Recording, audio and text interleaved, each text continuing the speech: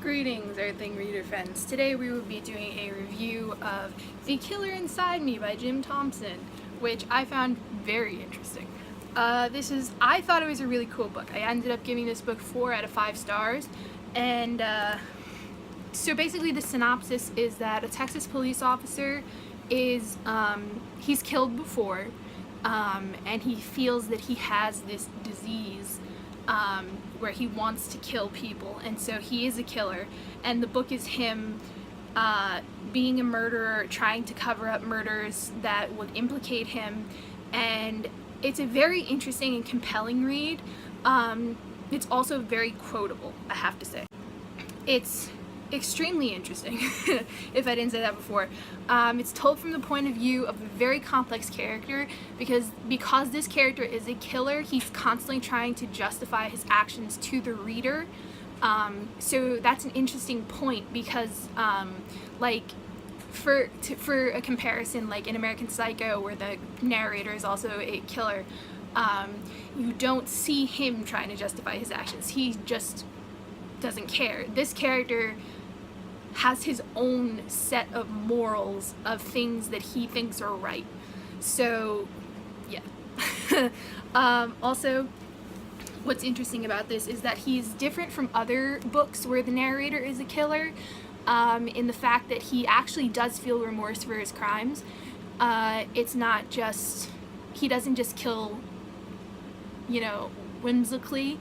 He actually does feel remorse for his crimes. I'm not condoning it by any means, but he does feel remorse. He's constantly trying to justify his actions to the reader also. He kills people not because he wants to, but because he feels he has to, which he says on multiple accounts. He calls it the disease or the sickness, or he feels like he has to kill people. In his mind, he thinks he's doing the right thing. This book is not overly graphic, which is actually interesting. I was reading this for spooky season, so I wanted to pick a horror book that was not like supernatural, so I decided to go with The Killer Inside Me. And I was surprised that it was not overly graphic. There were 1 or 2 scenes where it was a little graphic with the violence, but it was not overly graphic, which was actually very satisfying, because so many books are like, kill them all and stabbing and whatnot, and it was a nice break from violence. So yeah, the murders are short and concise, and they don't go on for more than a couple pages, and the book is how many pages is it? The book is 220 pages long. So yeah, I mean, it's pretty good for that length. That the murders are short and concise. Another point that I found interesting was that this book puts you into the mind of a character who is holding on to such a huge secret, while he lets nothing else on to any of the other characters in the story. He is holding on to the fact that he is a killer, while he doesn't let that on in any conversation, in any facial expressions or anything, until after a couple of coincidences start happening, and then people find out eventually. But I thought that was really cool, because mostly, I mean, in some books you can tell who the killer is based on different body expressions and body language and facial expressions and things. But in this book, nobody really knew for the longest time until a couple of coincidences started happening, he started slipping up. So that was pretty cool. Lou is cool, calm, and collected until the end, which I thought was interesting, because in comparison with American Psycho, I'm just using American Psycho because it's a well-known book, a lot of people have read it, and it's a similar premise. Although it takes place in New York in a different time. Okay, we're just gonna go with American Psycho as a comparison.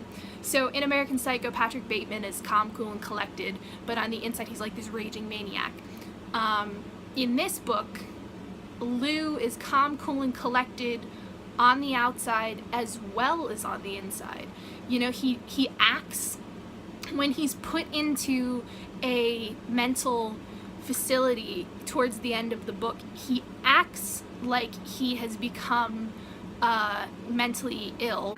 He acts like he's become mentally unhinged, but he does not actually let on that he feels as sane as ever. So he's calm, cool, and collected till the very end. The ending makes the book worthwhile.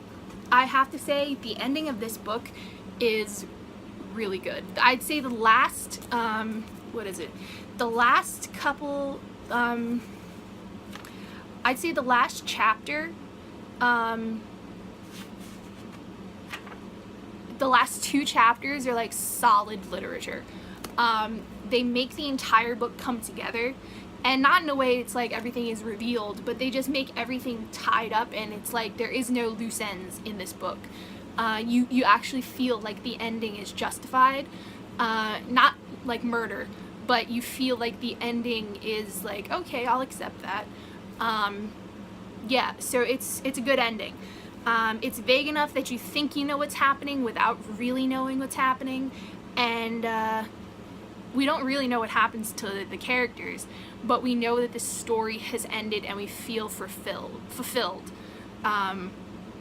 The characters feel real, as if you're having conversations with them, which I think I said in the Slaughterhouse 5 review, and it's true in this book also, because the characters really do feel real, and you know, they actually sound like the stereotypes that they're supposed to be. They actually sound like the character archetypes that they're supposed to be. The novel takes off quickly and then does not stop.